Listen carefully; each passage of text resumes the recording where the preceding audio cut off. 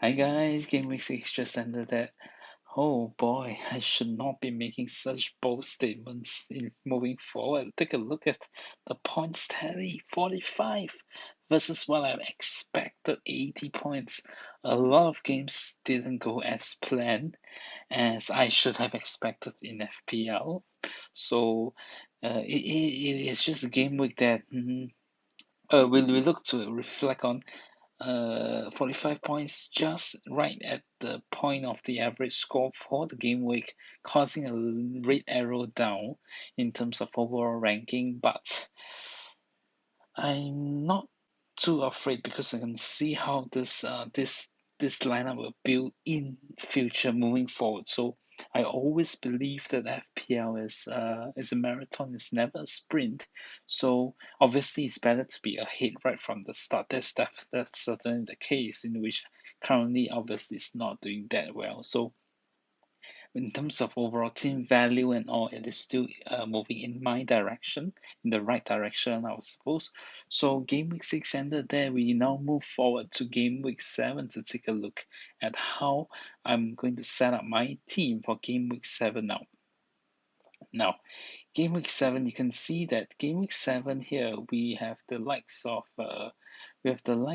Sanchez starting at home against Arsenal.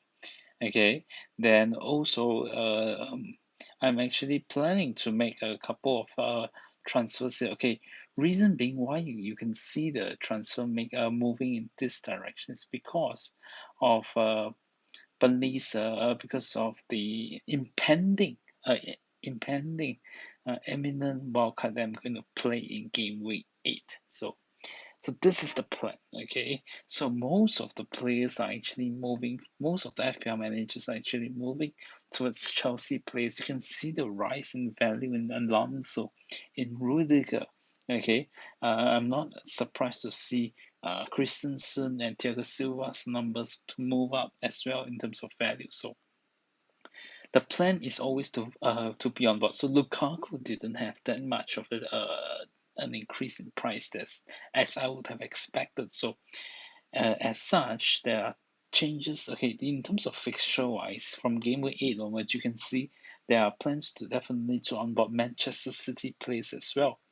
Bearing in mind that rotation is always a possibility with Guardiola's team. So the planned game week 8 wildcard will be active. So therefore, I have two free transfers now. I'm going to make a 1 week punt on some of my players here I need a green arrow. Come on, I really need a green arrow. Okay, so I'm looking at a green, of course, looking at a green arrow. I'm looking at players that is positively advantageous in game week 7, in which low ownership here. So first thing first what comes to my mind is who is playing against Norwich. All right, obviously, so timely.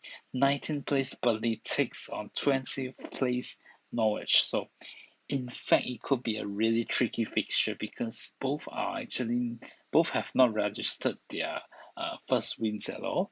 Norwich have not registered their first points at all. So away at home to at Turf Moor, we from what I expect, okay, I expect it to be a clear cut Burnley victory, not so high scoring, clear cut Burnley victory because Sean Dykes definitely will inform his team that, guys, this is a fixture that they have to win.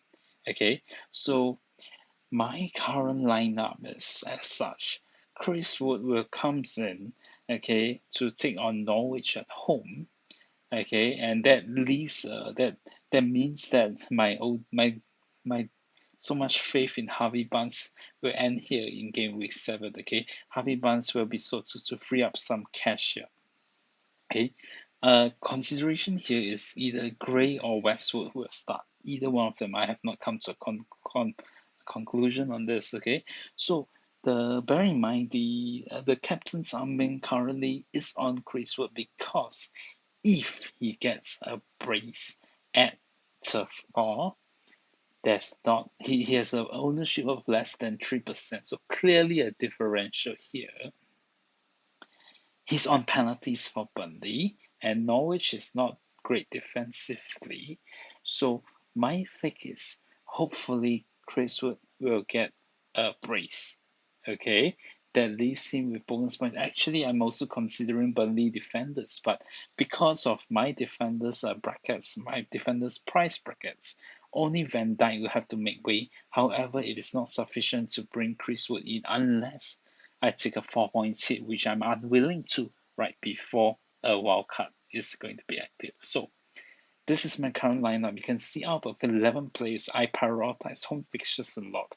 So currently, 9 players here are at home against away opponents. So fingers crossed, my value has dropped to 0.1 million because of my dearest Harvey Barnes that did not perform for 6 game weeks in a row. Really surprising to me.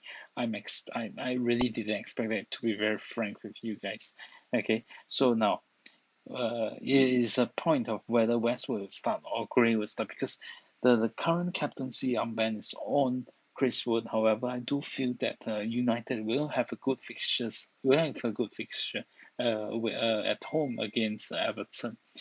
The Toffees seems like not performing well against United in recent years. So this is just my gut feeling. Okay, then as for Liverpool, 3 Liverpool players here against Manchester City.